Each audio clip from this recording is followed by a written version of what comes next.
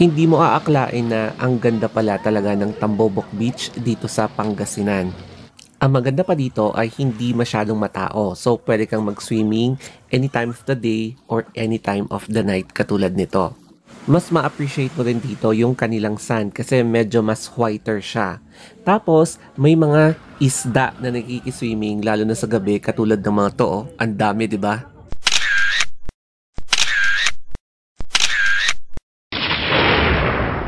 Let's start our journey here in Baguio City. So, talagang super dami ng mga tao dito sa Baguio, lalo na kapag holiday season, kaya dapat maaga kayo. So, mafe-feel mo talaga yung pressure sa traffic kapag medyo tatanghalian ka na, kaya always prepare early. Dito sa Lion's Head sa may Cannon Road, Camp 7, Baguio City, dito mo talaga mapapansin yung dagsa ng turista. So, ang daming tao, 'di ba? Kaya nga sinasabi ko sa inyo, lagi kayo maaga. Sa may bandang Camp 6, Lower Camp 6 Cannon Road, if I'm not mistaken, merong bagong gawang tunnel. Kasi nga, laging nag-i-slide dito kapag rainy season para iwas disgrasya and to protect our motorists going to and from Baguio City katulad nitong structure na to. Kaya mas safe talaga na dumaan kayo sa Marcos Highway kung gusto nyong pumunta sa Baguio City o kaya sa Benguet or even Sagada kasi parang ganito yung kondisyon ng kalsada dito. At nakarating na nga kami dito sa may bandang Twin Peaks area, Camp 3, Camp 2 if I'm not mistaken.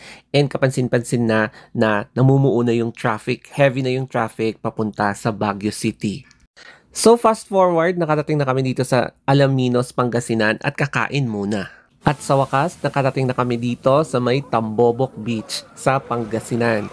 And kahit na gabi, napakatahimik, tapos walang masyadong tao, and ma-enjoy mo talaga na mag-solo dito sa Tambobok. Bale, gabi na kami nakarating dito sa Tambobok Beach sa Pangasinan kasi naghanap pa kami ng pagkain sa palengke para mailuto. And syempre, medyo mas malayo pa siya ng konti from Alaminos, like 1.5 hours away. Ang isang challenge dito is kailangan mayroon kang sariling sasakyan kapag gusto mong pumunta dito sa Tambobok Beach. Pero worth it naman kasi hindi siya masyadong touristy ang area na to.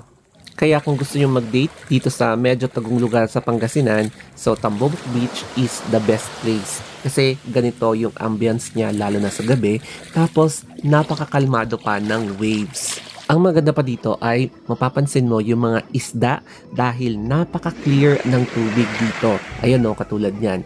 So, hindi lang yan, meron pang mga maliliit kapag titignan mo pa yung nasa paanan mo. So, hindi siya masyado kita dito sa camera pero ayan yung ilan sa mga nakuha ko na mga isda. Pero kapag gabi kasi, hindi mo masyadong ma-appreciate din yung sandy beach niya. Pero tignan natin kapag daytime. Pagdating naman sa shoreline, dito mo talaga ma-appreciate yung kulay ng sandy beach nila na mas yellow or mas whiter as compared sa ibang beach sa Luzon na kulay gray yung sand nila. So eto naman yung kinaumagahan nung pagpunta namin dito sa Tambobok Beach at napansin namin na may mga water sports activities pala na ino-offer dito katulad ng banana boat.